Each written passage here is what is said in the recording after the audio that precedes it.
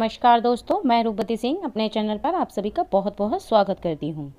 दोस्तों, माता पार्वती बहुत ही क्रोधित हो जाती हैं ऐसा सिंदूर लगाने से।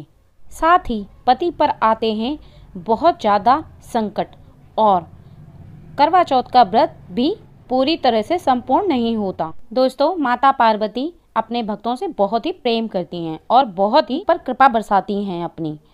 करवा चौथ का व्रत माता पार्वती को समर्पित है। दोस्तों, अगर आप भी चाहती हैं कि आपका सुहाग अखंड सुहाग रहे तो आप इस प्रकार सिंदूर ना लगाएं कि माता पार्वती क्रोधित हों करवा चौथ के दिन। दोस्तों, भारतीय संस्कृति में सिंदूर लगाना बहुत ही महत्वपूर्ण माना जाता है। हमारे शास्त्रों में बताया जाता है कि एक सुहागिन स्त्री को सिंदूर लगाना कितना आवश्यक होता है। सुहाग का भी प्रतीक माना गया है।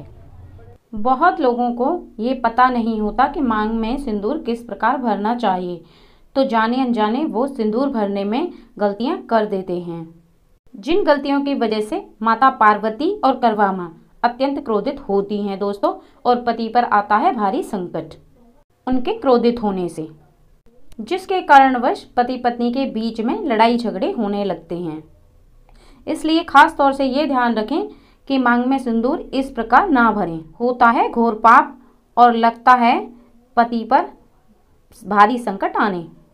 ऐसे में करवा चौथ का व्रत पूर्णतः सफलतापूर्वक प्राप्त नहीं होता है दोस्तों, और करवा चौथ के दिन स्त्री को भी ऐसा करने से पाप लगता है। एक छोटी सी गलती की वजह से पति पर आने लगता है संकट भारी। तो दोस्तों, चलिए मैं बताती हूँ कि सिंदूर किस प्रकार से लगाना चाहिए करवा चौथ के दिन। दोस्तों, सबसे पहली बात कि जब आप मांग में सिंदूर भर रही हैं तो आगे की तरफ छोटा सा सिंदूर ना लगाएं। मांग में पीछे की तरफ पूरा मांग को भरें, छोटा सा आधा सा मांग ना भरें। इस बात का आप विशेष ध्यान रखें। और दूसरी बात, जब आप सिंदूर भर रही हैं तो माता पार्वती का ध्यान करते हुए ही सिंदूर को आप भरें। ऐसा करने से माता पार्वती जी का आशीर्वाद प्राप्त होता है और मन मन में उनका मनन करती रहें। जय माँ पार्वती जी, जय माँ पार्वती जी ऐसा बोलते हुए ही सिंदूर को माथे पर लगाएं। इससे अखंड सुहाग का आशीर्वाद प्राप्त होता है। दोस्तों, आपका सुहाग हमेशा सही सलामत और संकट मुक्त रहता है। ऐसा करने से माता पार्वती अत्यंत प्रसन्न होती हैं और माता पार्वती प्रसन्न होकर के आपको वरदान देती हैं। दोस्तों, तीसरी बात कि जो स्त्रियां छोटा सा एक छोटी बिंदी के बराबर जो सिंदूर लगाती हैं, ऐसा करने से माता पार्वती जी क्रोधित होती हैं। जो स्त्रियां सुहागिन हैं वो करवा चौथ के दिन छोटा सा सिंदूर ना लगाएं, क्योंकि औरतें ज़्यादातर फैशन में छोटा सा सिंदूर लगा लेती हैं, लेकिन करवा चौथ के दिन आप पूरी मांग में सिंदूर लगाएं, छोटा सा सिंदूर ना लगाएं। इस बात का विशेष ध्यान रखें।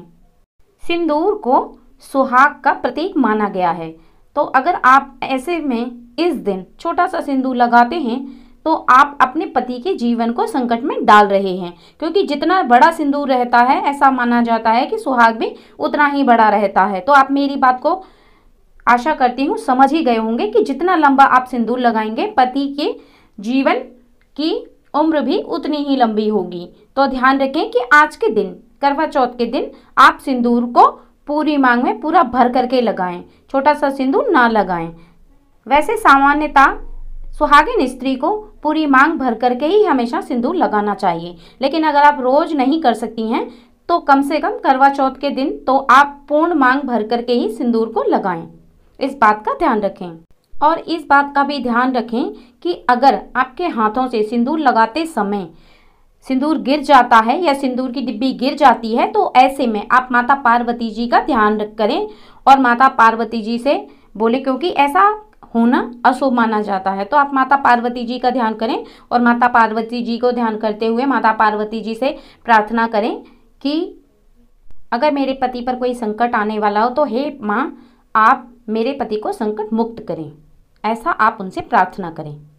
जो स्त्रियां जिस डिब्बी से अपनी मांग में सिंदूर भरती हैं, उस डिब्बी का सिंदूर किसी दूसरी महिला को लगाने देना नहीं चाहिए और उस डिब्बी को उस महिला को किसी को देना भी नहीं चाहिए। यानी आप जिस डिब्बी से सिंदूर लगा रही हैं वो डिब्बी सिर्फ आपके लिए ही है और आप ही उससे सिंदूर लगाएं।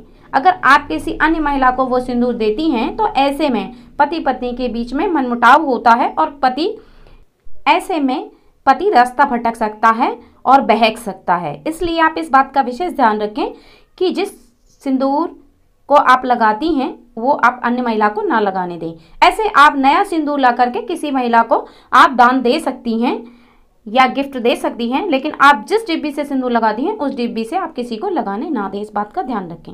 और दोस्तों, करवा चौथ के दिन एक बात और करनी चाहिए कि आप अपने पति के हाथों से सिंदूर लगवाएं, क्योंकि जब शादी होती है तो पति जिस तरह से मांग भरता है और मांग भरना शुभ होता है, इसी प्रकार करवा चौथ के दिन अगर आपका पति आपकी मांग में सिंदूर भरता है तो माता पार्वती जी प्रसन्न होती हैं और प्रसन्न होकर के आपके सुहाग को अखंड सुहागवती का वरदान देती हैं। दोस्तों वीडियो अगर पसंद आए तो मित्रजनों और परिवार वालों को शेयर करें और मेरे चैनल को सब्सक्राइब करें, बेल बटन को प्रेस करके रखें ताकि जब भी मैं कोई वीडियो शेयर करूं तो उसका नोटिफिकेशन सबसे पहले आपको मिले।